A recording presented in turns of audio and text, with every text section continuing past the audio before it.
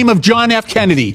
That is a fraud being perpetrated on this country right now.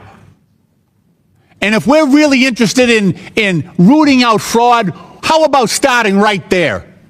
I have legislation that will take Trump's name off that building and restore it. You know, Congress acknowledged Kennedy's service and sacrifice to our country. He sacrificed everything for this country. And yet we have allowed this to happen, and we have allowed that fraud, that valor to be stolen from John F. Kennedy. It's wrong.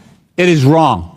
And while I know Trump has his supporters and his minions, and there is no depth to the shame that they will stoop to, but we as Americans should defend the history, defend the goodness that has been done by previous leaders. Who are eager to find something gone wrong and whistle blow it out. So those are all dangers that Bondi has to think about as she's dealing with the pressure from Trump to try to hide anything that is really bad for him. The Department of Justice is just one of the many institutions that the Trump administration and Trump has tried to just bring under what his kind of his personalist purview, right? His plaything. Yep. He gets to say. This is true of almost everything, including down to the Kennedy Center, where he's taken like a somewhat strange, intense interest where he wants to kind of micromanage and program it, and he's got his buddy Richard Grenell there. It looks like it's been a complete disaster. I saw an article recently about the ticket sales, which had fallen off a cliff. Today you wrote a letter to Richard Grenell with some concerns about the current arrangement there. What are you concerned about? Well, it looks like more MAGA grift happening.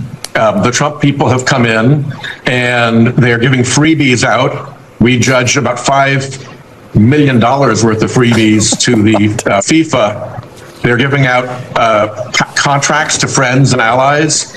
A friend of Grenell was getting a $15,000 per month speechwriting contract.